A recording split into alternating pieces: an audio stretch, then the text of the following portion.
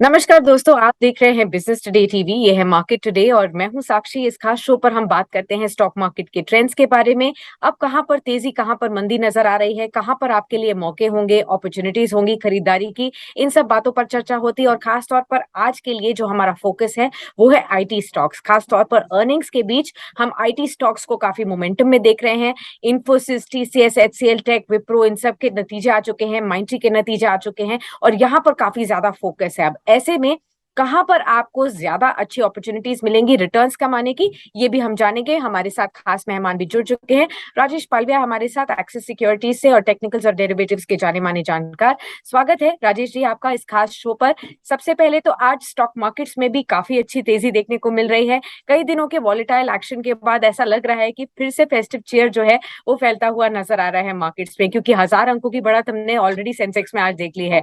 पहले मार्केट्स की जो तेजी है उसके पीछे के कारण हमें समझाइए और आगे जाते हुए क्या एक्सपेक्ट कर सकते हैं बाजार से। गुड आफ्टरनून साक्षी जी। तो देखिए, मार्केट में एक ओवरहैंग बना था यूएस फेड के डेटा और उनकी कमेंट्री का, और हमारे यहाँ के लोकल इन्फ्लेशन डेटा का, जिसके चलते मार्केट थोड़ा कॉशियस और नर्वस था।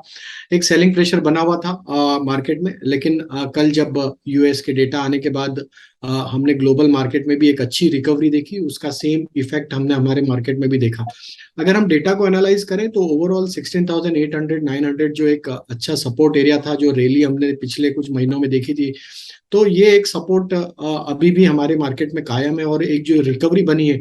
तो आज के सेशन में हमने देखा स्पेशली 17,200 के ऊपर हम सस्टेन कर रहे हैं, तो एक कॉल राइटर्स ने अपनी शॉर्ट पोजीशन यहाँ पे अनवाइंड करते हुए दिखी।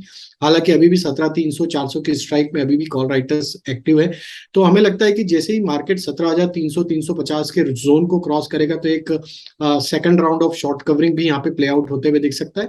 हम प्रोजेक्ट कर रहे टारगेट यहाँ पे, अगर हम 17,200 17,100 के ऊपर अब बने रहे तो नेक्स्ट टारगेट जो निफ्टी में बनना चाहिए वो 17,450 17,500 की तरफ अगले हफ्ते में बढ़ते हुए दिख सकता है। तो यहाँ पे अभी पोजीशंस को होल्ड करने की सलाह है। जिनके पास भी पोजीशन लोअर साइड पे ली हुई है, अब स्टॉप लॉस को हायर साइड पे ट्रेल कर ले 17,100 के आसपास। वही बैंक निफ्टी का भी सेटअप देखे तो 39,500 एक इंपॉर्टेंट लेवल है। हमें लगता है जैसे ही बैंक निफ्टी 39,500 के ऊपर सस्टेन होगा तो यहाँ पे भी एक शॉर्ट कवरिंग का मूव क्लियरली देखने को मिल सकता है, जो कि बैंक निफ्टी को फर्दर हायर साइड पे 39,800 इवन 40,200 की तरफ लेके जा सकता है। तो बिल्कुल एक फेस्टिव चीयर यहाँ पे बनते हुए दिख रहा है और हमें लगता है फेस्टिविटी के चलते एक मार्केट में जिस तरीके से कंफर्ट लौटा है, ग्लोबल रैली जो हमने कल के सेशन में देखी, ये नेक्स्ट वीक में भी कंटिन्यू होते हुए दिखेगी। और एक बीटन डाउन सेक्टर जो था आईटी, वो भी कहीं ना कहीं कंट्रीब्यूट करते हुए दिख रहा है और एक अच्छा अपमूव आईटी इंडेक्स में भी बना है आज के सेशन में। जी, तो हमें लगता है कि एक शॉर्ट कवरिंग क्लियरली यहाँ पे मार्केट में प्ले आउट होते हुए दिख रही है और क्वालिटी जहाँ पे है और जो स्टॉक्स बीटन डाउन थे वहां पे एक अच्छा बाइंग का रुझान देखने को मिलेगा। ठीक है। तो यहाँ पर अच्छी खासी तेजी अभी बाजार में बरकरार रह सकती है, यानी कि खरीदारी के मौके भी आपके लिए इमर्ज हो सकते हैं। तो कहाँ पर खरीदारी करनी है? आईटी इंडेक्स जैसे बातचीत की अभी राजेश ने, यहाँ पर से आपको बताते हैं कि कहाँ पर सबसे ज्यादा आपके लिए प्रॉफिटेबल ट्रेड्स जनरेट हो सकते हैं। राजेश जी, लगातार अगर हम देखें तो आईटी कंपनियों के अच्छे नतीजे आ रहे हैं। पहले टीसीएस, फिर इन्फोसिस, एचसीएल, विप्रो और माइंट्री जैसे कंपनियों ने अपने नतीजे पोस्ट किए हैं। और जहां एक तरफ स्ट्रॉन्ग नतीजे थे आईटी बेलवेदर टीसीएस के, वहीं इंफोसिस ने शानदार और भी ज्यादा अच्छे रिटर्न्स यहाँ पर रिजल्ट्स पोस्ट किए हैं। तो अब सवाल ये आता है कि इंफोसिस और टीसीएस, ये जो दो आईटी बेलवेदर्स हैं, इन दोनों में से चुनाव कैसे किया जाए और कहां पर नतीजों के बाद खरीदारी की जाए? आपकी क्या राय रहेगी? तो साक्षी देखिए, एक आईटी सेक्टर एक आउट परफॉर्मिंग सेक्टर रहा है सालों से। हमने देखा है कि मार्केट में काफी अच्छे रिटर्न आईटी सेक्टर ने यहाँ पे बनाते हुए दिखे हैं।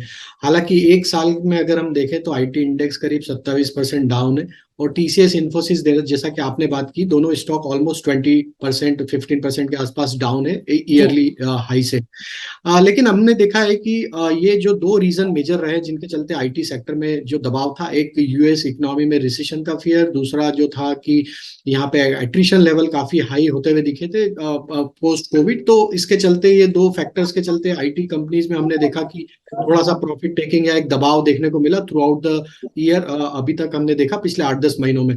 लेकिन अब जिस तरीके की अर्निंग यहाँ पे आते हुए दिख रही है आईटी में, तो कहीं ना कहीं ये लगता है कि इंडिविजुअली अगर हम देखें तो आईटी कंपनियां वापस एक अच्छा यहाँ पे ग्रोथ का ट्रेंड दिखाते हुए दिख रही है। गाइडेंस भी काफी इंकरेजिंग है। और हमें लगता है कि जैसे ही यूएस की रिसेशन का फियर ईज ऑफ होते हुए दिखेगा, जहां स्टेबिलिटी आएगी, तो आईटी कंपनीज वापस एक अच्छी ग्रोथ की तरफ बढ़ेगी और काफी अच्छे रिटर्न लॉन्ग टर्म में वापस इनमें इस ठीक सेक्टर है। में दिखेंगे। तो ये एक अपॉर्चुनिटी है आईटी सेक्टर में बाय करने की। अब दोनों कंपनियों को अगर हम एनालाइज करें तो हमें जी। लगता है कि इन्फोसिस यहाँ पे हमें काफी वेल पोजीशन लग रहा है। लास्ट 3 साल के अगर हम देखें तो इन्फोसिस टीसीएस को रेवेन्यू फ्रंट पे बीट करते हुए दिख रहा है। इन्फोसिस अपना बिजनेस गैप जो था इन्फोसिस और टीसीएस का, वो नैरो होते हुए दिख रहा है। तो कहीं ना कहीं इन्फोसिस अपने बिजनेस को यहाँ पे कहीं ना कहीं कैप्चर करते हुए दिख रहा है। दूसरा अगर हम देखें तो इन्फोसिस काफी एग्रेसिव है अपनी इन्वेस्टमेंट जो उन्होंने अभी डिजिटल टेक्नोलॉजी पे करते हुए दिखे हैं।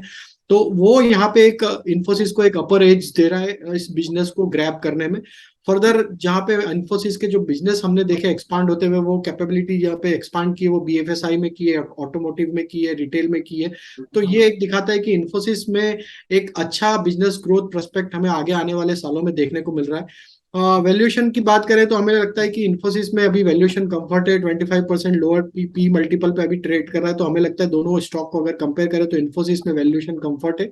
हम एक्सपेक्ट कर रहे हैं इन्फोसिस में करीब 14 to 16% सीएजीआर ग्रोथ FY25। और अगर उसके कंपेयर में हम टीसीएस पे देखें तो हमारा जो प्रोजेक्शन है वो 11 to 13% सीएजीआर ग्रोथ है।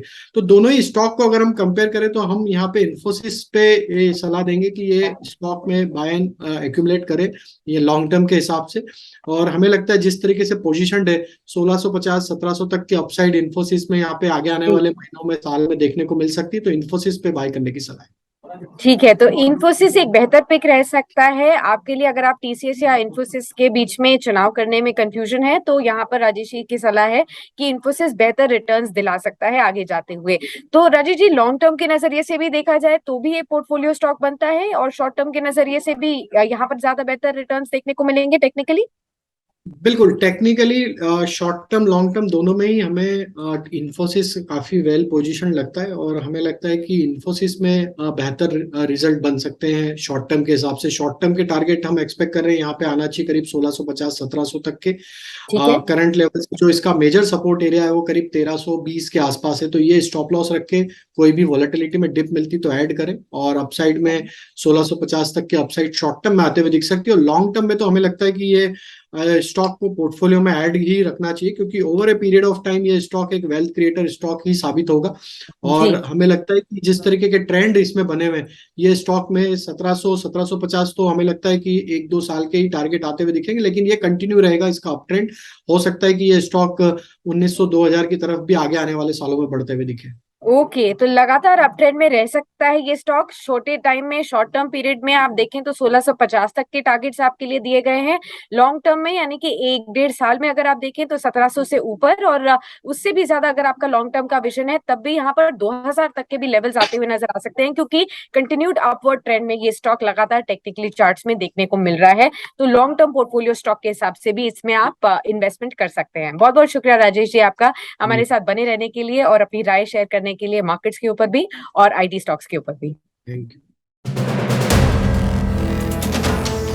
वीडियो पसंद आया तो हमें लाइक, कमेंट, शेयर और सब्सक्राइब जरूर करें।